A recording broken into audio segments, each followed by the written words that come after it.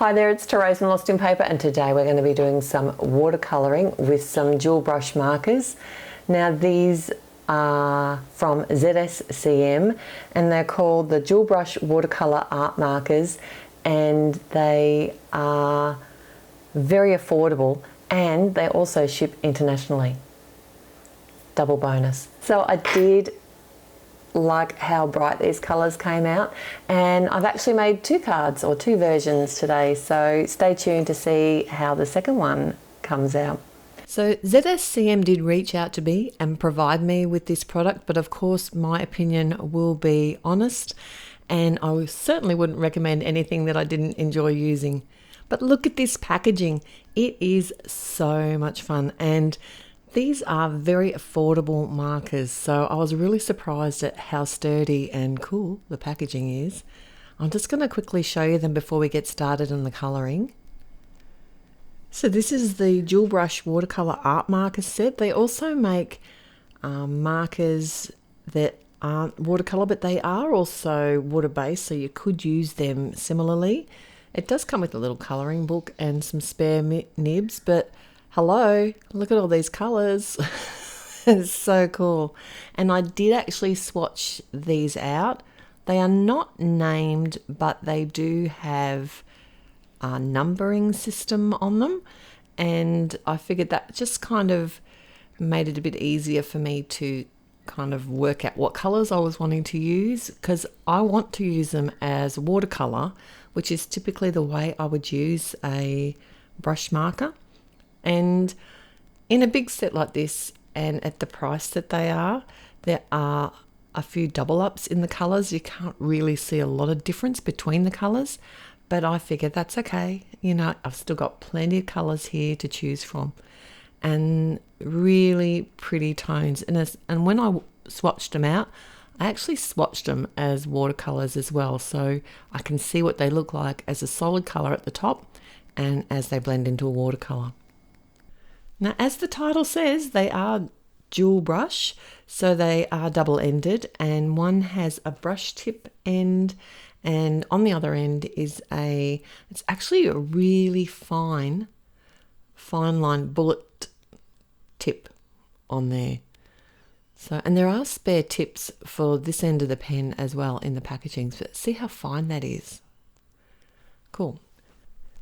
So the other set I've got here is a gel pen set, and this is a set of 60, and they're mostly glitter pens, but there's also some awesome neon colours in here, and there's a refill for each of the pens as well. It comes with refills. So that is pretty cool. And I'm not focusing on these today, I'm more focusing on watercolour, but I do plan on playing with these as well. So the gel pens are the same as the watercolour brush markers. They're actually just numbered, there's no name written on them. But how cool is that pretty colour? And shiny too, it's hard to see it in the light.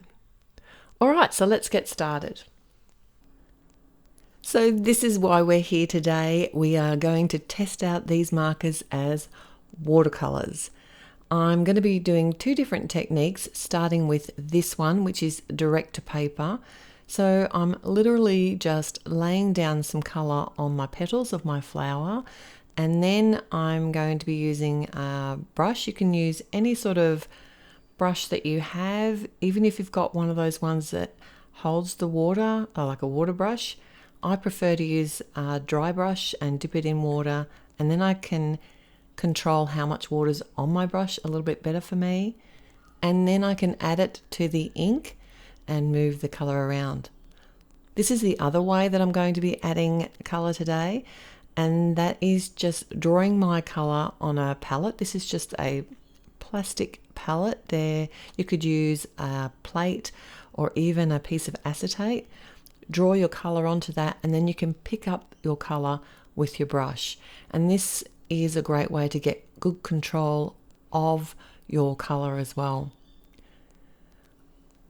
Because I'm adding such a small amount of water to my cardstock, I have got some Bristol Smooth cardstock that I'm using here today. Then it doesn't take very long for it to dry, so I can come back in and add more colour very easily. The other thing I do is I go and work in another area of my image until the section that I want to go back to has dried enough for me to work on it.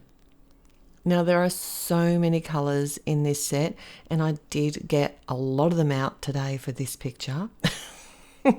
And I have listed all the numbers that I've used at my blog, which you'll find linked in the description below. So if you do want to recreate with these colours, then you can take a peek at those colours and work out which ones I used where. But at least they're numbered so you can keep track of what you're using. Another bonus today is that I do have a discount code for you to use, and you can save 10% on your sale at ZSCM, and I'll also put that link at my blog and in the description below. The image that I'm using today is from Altenew, and it's called Simply Spring, and when I stamped it out I used some black pigment ink, which I knew was going to be compatible with watercolour, so make sure that you do that. The other thing I did was chose the Bristol Smooth cardstock. It's not a watercolour cardstock, but it does tolerate water really well and tends to work particularly well with markers and using them as a watercolour, so that's why I chose that. I have layered up my colours, which is kind of the hardest thing I find to do with watercolour. I like to kind of put base colours down and then come in with darker colours and start building the layers. And there's always a point in watercolour where I think, oh, I just am not happy with how it looks. So if you can push past that, as long as you haven't overwet the paper, if you're not happy with something, like I wasn't really happy with those dark green leaves, so I just let them dry, and then I came back and added more colour over top until I was actually happy with the shading and the colour that it turned out. But if I had have kept playing with it earlier, then it would have ended up a bit of a mess.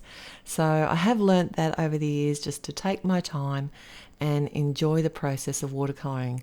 It is something I do to relax. Now luckily this image does have a coordinating die. You could actually just adhere this direct to your card front, but for me I wanted to actually pop it up and give it a bit of dimension. So I've added some grey cardstock to the front of an A2 card, it's a side fold card, and then I added some foam tape behind my image, and of course it was too big for my A2 card, so I just snipped off the edges of the image and was able to adhere a sentiment, which is from the Way with Words set from Alan Hudson, and I have actually hot foiled that in some black hot foil, so it's actually a shiny image. It looks great. And you can see how much depth I came back in and added to those flowers in the end. I just kept adding shading. And as promised, here is my second card. I have used the same image, but this time I stamped it in some smoky grey ink, so it's going to give a different look.